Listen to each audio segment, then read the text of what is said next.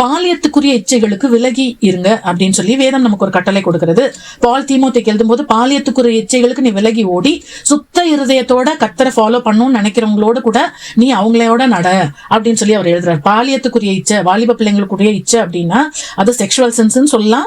மற்றபடி நிறைய இம்பல்சிவ்னஸ் இருக்கும். அவங்களுக்கு உடனே எல்லாம் செய்யணும், ஒரு பெருமை இருக்கும், டக்குன்னு கோபம் வரும், அவங்களுக்கு ஒரு ரெக்கக்னிஷன் வேணும், உலக பிரகாரமான நிறைய எக்ஸைட்மெண்ட்ஸ் இருக்கும், அவங்களுக்கு பொறுமை இருக்காது. இந்த மாதிரி எல்லாத்தையுமே நம்ம பாலியத்துக்குரிய இச்சைன்னு சொல்லி சொல்லலாம்.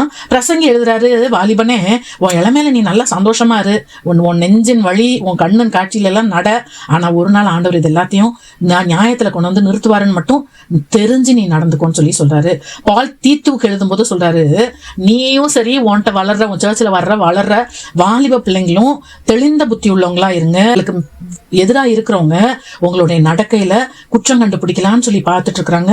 அதனால அந்த குற்றத்துக்கு இடம் கொடுக்காதபடிக்கு நீங்க நடந்துக்கோங்கன்னு சொல்லி எழுதுறாரு. இந்த மாதிரி வாலிப வயதுல தன்னை காத்து கொண்டது தீமோத்தேயு என்று சொல்லி நம்ம பார்க்கிறோம். பால் அவருக்கு எழுதும்போது உன் இளமையை குறித்து ஒருவனும் உன்னை அசட்டை பண்ணக்கூடாது, உன்னுடைய வார்த்தை நடக்க அன்பு ஆவி எல்லாத்துலயும் நீ மாதிரியா, நீ முதல்ல ஒரு மாடலா இரு அப்படின்னு சொல்லி, அது மாதிரி உபதேசத்துல ஜாக்கிரதையா இரு, உன் மேல தீர்க்க தரிசனம் சொல்லி வரங்கள் எல்லாம் வச்சாங்களே அதெல்லாம் குறிச்சு நீ அசதியா இருக்காத, நீ அதையே யோசிச்சுட்டு உன் இளமையை குறிச்சு யாரும் உன்னை தப்பா சொல்லிடாதபடிக்கு நீ ஜாக்கிரதையா நடந்துக்கோன்னு சொல்றாரு. தீமோத்தேயும் அப்படியே நடந்ததுனால பால் ஒரு நல்ல சாட்சியை அவரை குறித்து பிலிப்பியருக்கு எழுதுறாரு. சொல்றாரு, நான் உங்ககிட்ட வரணும்னு நினைச்சேன், ஆனா நான் வர முடியல, சீக்கிரமா நான் தீமோத்தேயும் உங்ககிட்ட நான் அனுப்புறேன், ஏன்னா உங்களை உண்மையா விசாரிக்கிறதுக்கு என்ன போல மனசு இருக்கவன் அவன் தான், என்கிட்ட வேற யாருமே இல்ல.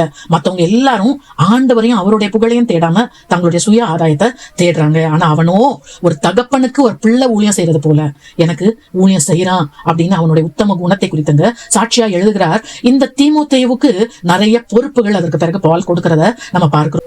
பால் கொரிந்தியருக்கு சொல்றாரு, கர்த்தருக்குள் உண்மை உள்ள என் குமாரனாகிய தீமோத்தேய நான் உங்ககிட்ட அனுப்புனேன், அவன் நான் சொல்லி கொடுத்ததெல்லாம் உங்களுக்கு ஞாபகப்படுத்துவான்.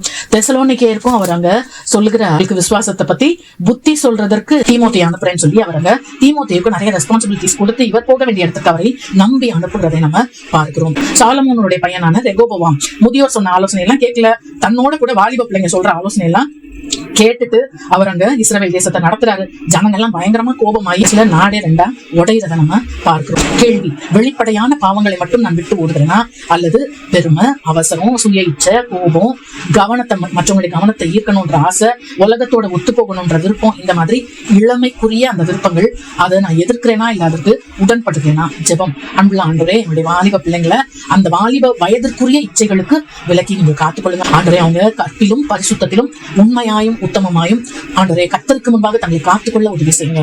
ஆமென்.